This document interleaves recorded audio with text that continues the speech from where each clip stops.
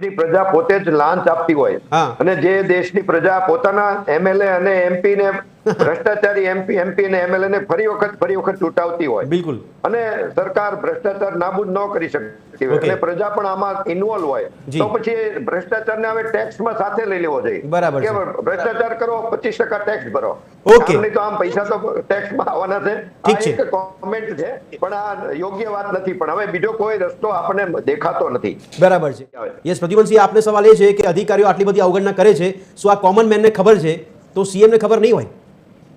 જી, CM ની આ અત્યારે જે વોર્નિંગ છે એ ખરેખર લેટ તો છે, છતાંય હવે વોર્નિંગ આપવાને બદલે નિરંતર મક્કમતા હોવી જોઈએ એ નથી, જેને લીધે અધિકારીઓ જે શાસનમાં પકડ હોવી જોઈએ એ પકડ નથી. આપણે જોઈએ છીએ સીએમ ની ઓળખ અગાઉ હમણાં વાત કરીએ, મૃદુ ને મક્કમ છે. મૃદુ છે ચોક્કસ, અને જે એમની પ્લસ પોઈન્ટ છે માનવીય અભિગમ, એ જ એમના માટે માઇનસ પોઈન્ટ છે.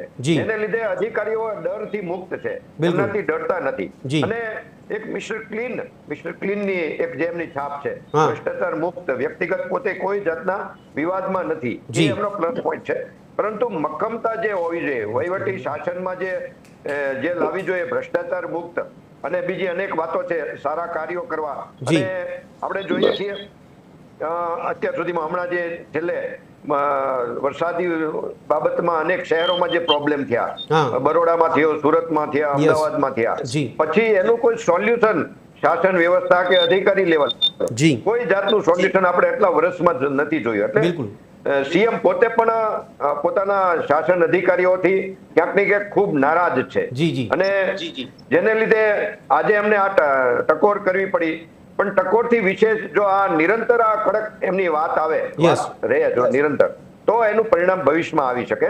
અને હમણાં જ આપણે જોયું થોડા દિવસો પહેલા વિડીયો કોન્ફરન્સિંગમાં સીએમ સાહેબે 2 કલેક્ટરો અને એક ડીડીઓ ડીએસપી ને પણ ઉઘડો લીધો હતો.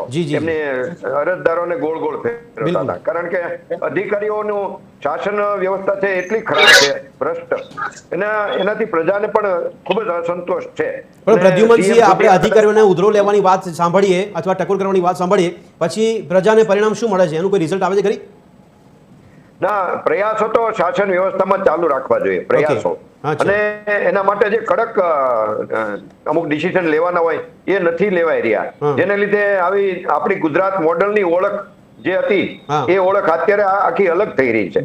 ભ્રષ્ટાચારની ઓળખ થઈ રહી છે, ખરાબ કામો, જે ક્વોલિટી વગરના કામો, એ બાબત ઓળખ થઈ રહી છે. અને સરકારી આદેશનું પાલન આ અધિકારીઓ કરતા નથી. હું તમને ખાલી એક એક્ઝામ્પલ જ આપું તો 2022માં સરકારી ગોચરની માપણીનો અને સરકારી પડતરની માપણીનો આદેશ થયો છે. હજી એમાં કાંઈ પણ કોઈ પણ જાતના એક્શન લેવાયા નથી. એવા અનેક સરકારી ઠરાવો છે, અનેક જિલ્લા પંચાયત લેવલ, તાલુકા પંચાયત લેવલના ઠરાવો છે, જેનું કોઈ પાલન કરવામાં નથી આવતું. આદેશ કરવામાં આવે છે છતાંય. અને વિકાસના કામોની ગુણવત્તા અને અરજીની ગુણવત્તા, જે ગુણવત્તાની અરજીઓ હોય છે, એને અધિકારીઓ ધ્યાનમાં પણ નથી લેતા, અને એની અરજીઓ સાઈડમાં મૂકી દે છે. જે ભ્રષ્ટાચારો થાય છે. અને સરકારનો જે સ્વાગત કાર્યક્રમ છે એમાં પણ જે આદેશો થાય છે એની અમલવારી પણ અધિકારીઓ નથી કરતા. એટલી મનમાની અધિકારીઓ કરી રહ્યા છે. સરકારના ચૂંટાયેલા પ્રતિનિધિઓનું પણ માનતા નથી એમ કહેતો પણ ચાલે. અને ક્યાંક ને ક્યાંક અધૂરા બિલો જે કામ થયા હોય, હજી તો 70% કામ થયું હોય ત્યાં પૂરેપૂરા બિલ ચૂકવી દેવામાં આવે છે, જે મનમાની છે અધિકારીઓની. અને કામની ગુણવત્તા તો બધે નિરંતર બતાવી રહી છે. એક વર્ષમાં આરસીસી કામ આપણે આરસીસી નીકળી જતા જોઈએ છે નજર સામે. 2 મહિનામાં ડામર રોડ આપણે ત્યાંથી ઉખડી જતા જોઈએ છે. આ બધું જે છે, અને મનરેગામાં પણ અનેક વ્યાપક ભ્રષ્ટાચાર થઈ રહ્યો છે. અને સરકારમાં જે ભ્રષ્ટાચાર એક છે સૌથી વિશેષ, તો ઓડિટ વિભાગ જે છે એને વધારે કડક કરવાની જરૂર છે. ઓડિટ જે થાય છે એમાં જે સૌથી વધારે ભ્રષ્ટાચાર થાય, ઓડિટમાં જે ઇન્ડિકેશન કરવામાં આવ્યું છે, ક્યાંક વસૂલાત કરવાનું કહેવામાં આવ્યું છે ઓડિટમાં, તો એ વસૂલાત પણ કેટલાય વર્ષોથી નથી થઈ. જો ઓડિટનું કડક કામ કરવામાં આવે, ઓડિટને સિરિયસલી લેવામાં આવે. પણ પ્રદ્યુમનભાઈ, આપ જે સૂચન કરી રહ્યા છો એ પ્રમાણેની કામગીરી કરવી કોને પડશે? સરકારે અને અધિકારી લેવલે સરકારે આદેશ કરવા જોઈએ, એનું ફોલોઅપ લેવું જોઈએ. સરકારે માત્ર આવું ખાલી એકાદી વાર વોર્નિંગ આપીને પાછું સાયલેન્ટ થઈ ન થવું જોઈએ. સરકાર પાછી પાર્ટીના ઉત્સવોમાં રોકાયેલી હોય છે. સીએમ વારંવાર ટકોર કરતા રહે એવું લાગે છે આપણે? રાજ્ય સરકાર તરફથી વારંવાર ટકોર કરવી જોઈએ અધિકારીઓને? ટકોર સિવાય એને ફોલોઅપ લેવું જોઈએ. એ અચ્છા, ઓકે. સરકારનો વિષય છે. ઓડિટિંગ કરવું એમને જોઈએ. બધા અધિકારીઓ, બધા મિનિસ્ટરો, ધારાસભ્યોને પાવર આપવો જોઈએ. બરાબર. કોઈને નીચે પાવર આપવામાં નથી આવ્યા. જી. કોઈ કોર્પોરેટર લેવલે કોઈ અધિકારી કોઈનું માનતા નથી એમ કહેતો ચાલે. જી, અને જી. જે કોઈ પદાધિકારીઓ છે કે અધિકારીઓ ભ્રષ્ટાચારમાં લુપ્ત છે, જી. એટલે સરવાળે બધા જ એક સાથે એક સરખા છે, એટલે ઓકે. પ્રજાને તો હવે બહુ આશા રાખવી મુશ્કેલ છે. ઓકે પ્રદ્યુમન, ઉપર આપણે આવીએ છીએ. અધિકારીઓ જો મંત્રી કે કેન્દ્રીય મંત્રીઓનું નામ માનતા હોય તો પ્રજાનું કેટલું માનશે, પ્રજાનું કેટલું સાંભળશે? અધધ ફરિયાદો છતાં પણ અધિકારીઓની મનમાની હોય તો આપણે આ કાબુ કેવી રીતે મેળવી શકાશે અધિકારીઓ પર? જી.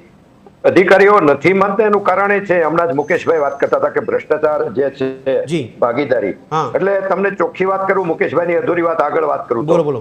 કે આપણી સોસાયટીમાં જે બ્લોક નખાય છે, કે જે આરસીસી કામ થાય છે, આરસીસી ને રોડ થાય છે, એની ટકાવારી પણ અધિકારીઓની સાથે સાથે રાજકીય ચૂંટણીના ફંડમાં પણ ટકાવારી નક્કી થાય થાય છે. છે. એટલે ઓકે. આમાં કોણ કોને કે બરાબર. કોણ ભ્રષ્ટાચાર કરે ને કોણ બંધ કરે, જી. એટલે કહેવા વાળો પોતે જ તે આનો ભાગીદાર છે. જી. એટલે ભ્રષ્ટાચારની હવે ઈલાજ શું છે એ જોવાનું છે. બરાબર. અને જે ભ્રષ્ટ અધિકારી છે, એક તો નિયમ છે સરકારમાં 3 વર્ષ સુધી બદલી નહીં થવાનો. જી, જી. એ પણ એક ખોટો નિયમ છે. એ પ્રતિબંધ હટાવી દેવો જોઈએ કે કોઈ રાજકીય વ્યક્તિ કે કોઈ એવો તરત જ જો રજૂઆત કરે તો એ અધિકારીની તાત્કાલિક બદલી થવી જોઈએ. બરાબર. એ નથી થતી. હા.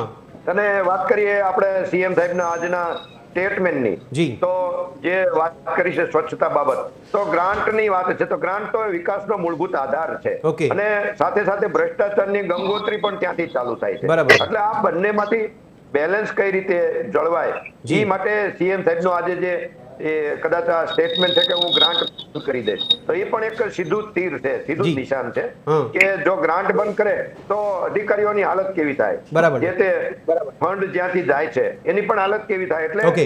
એને કદાચ ચોંટીઓ દબ્યો છે જી. કે તમે જે કઈ વ્યવસ્થિત ચોખ્ખું કામ કરો, નહીતર ગ્રાન્ટ બંધ કરશો. પણ ગ્રાન્ટ બરાબર. બંધ કરવી પણ મુશ્કેલ છે. જી. પરંતુ ચોક્કસ વાત છે કે સ્વચ્છતામાં જે સ્વચ્છ ભારત મિશન છે, મોદીજીએ 2014માં ચાલુ કર્યું. જી. એમાં આપણે ગુજરાતે ઘણી બધી પ્રગતિ કરી છે. ઓકે. ગુજરાતે એમાં ઘણી બધી સારી એવી બાબતો છે જે આપણે રાષ્ટ્ર લેવલે આપણે એને પ્રાઉડ કરી શકીએ એવી પણ વાત છે. એટલે જી. એ સ્વચ્છતાના લેવલમાં આમનામ આપણી કન્ટિન્યુટી જળવાઈ રહે. બરાબર. એ માટે પણ કદાચ સીએમ સાહેબનો પ્રયાસ હોય જી. કે આવી હું કોઈ વાત મૂકું જેથી કરીને સારા પરિણામો આવે, અધિકારીઓ જાગૃત થાય. જી. અને જોઈએ સ્વચ્છતા બાબત, હા. તો 10 લાખથી વધુની વસ્તી ધરાવતા શહેરમાં પણ અમદાવાદ પ્રદ્યુમનભાઈ, દેશમાં પ્રથમ સ્થાન છે. પ્રદ્યુમનભાઈ, આપ માનો છો કે દર વર્ષે ટકોર થાય, દર વર્ષે રજૂઆતો થાય, ફરિયાદો થાય, છતાં પણ સમસ્યા ત્યાંની ત્યાં રહે છે, આપ માનો છો? દર વર્ષે ટકોરનો સમય શા માટે આવે છે, અવસર શા માટે હા, આવે છે, એ બિલકુલ. જોવાનો છે. નહીં, આપ એવું માનતા હો continue- તો સવાલ એ છે કે સમસ્યાનું સમાધાન મળતું કેમ નથી, લોકોને હાલાકી કેમ યથાવત રહે છે? જો આ પ્રકારના મિસ્ટર ક્લીન સીએમ જો ગુજરાતને મળ્યા હોય ને ત્યારે પણ જો ભ્રષ્ટાચારનો હલ ન થતો હોય, જી. તો આવનારા સમયમાં કોઈ નવા સીએમ પાસે પણ આપણે આશા ન રાખી શકીએ. ઓકે. એટલા વહીવટી જાણકાર અને મિસ્ટર ક્લીન માણસ છે, જી. મૃદુ પણ માણસ છે, પણ ક્યાંક ને ક્યાંક એમની જે આ માનવી સ્વભાવ છે એ આપણે ભૂલ ખાઈ રહ્યા છે. જી, જી. અને સ્વચ્છતાની વાત કરીએ તો સુરતને પણ અનેક એવોર્ડ મળ્યા છે યસ, યસ. આ સ્વચ્છતા બાબત. અને બિલકુલ. ગાંધીનગરને સુપર સ્વચ્છ લીગમાં કેટેગરીમાં સ્થાન મળ્યું છે. જી, જી, જી. અને રાજકોટ જેવા સિટી જે 10 લાખથી વધુ વસ્તી ધરાવતા સિટીને દેશમાં ટોપ 10 માં સ્થાન મળ્યું છે. એટલે બરાબર. પ્રાઉડ કરવા જેવી પણ અનેક વાતો છે. જી. અને જે વેસ્ટ સોલિડ કચરો છે, જે ડમ્પ સાઈડમાં વર્ષોથી જે પણ આમાં વિરોધાભાસ નથી લાગતો કે એક બાજુ કામગીરી નહીં થાય એવા આપણને દ્રશ્યો જોવા મળે છે, બીજી બાજુ કામગીરી કરીને રિપોર્ટ પણ ઊભા થઈ જાય છે, તો આમાં તમને તફાવત જોવા નહીં મળતો? ભૂતકાળની કામગીરી સારીને લીધે સારા પરિણામો તો એ કન્ટિન્યુટી જળવાઈ રહે એવું નથી દેખાતું. સીએમ સાહેબને ઓકે. જોયું હોય જી. કે ક્યાંક ને ક્યાંક હવે શાસન વ્યવસ્થા ટ્રેક ઉપરથી ઉતરી ગઈ છે. બિલકુલ, બિલકુલ. ચોખ્ખું કહીએ તો. જી, જી, જી. એટલે એને હવે પાછી ટ્રેક ઉપર કઈ રીતે લાવી એના માટેના કડક નિયમો સીએમ સાહેબે અમુક આપણે જોયું છે, અમુક અધિકારીઓને ઘરે બેસાડ્યા છે. Yes, yes. IAS અધિકારીઓને પણ ઘરે બેસાડે, માત્ર સસ્પેન્ડ નથી કર્યા. ઓકે. એટલે એવા પગલા હવે વારંવાર જો લે, જી. ડિસમિસ કરે ભ્રષ્ટાચારમાં કનેક્ટ અધિકારીઓને, હા, હા. તો ક્યાંક ને ક્યાંક આપણે આ શાસન વ્યવસ્થામાં સુધારા થવાની આપણે ઓકે પ્રદ્યુમનભાઈ.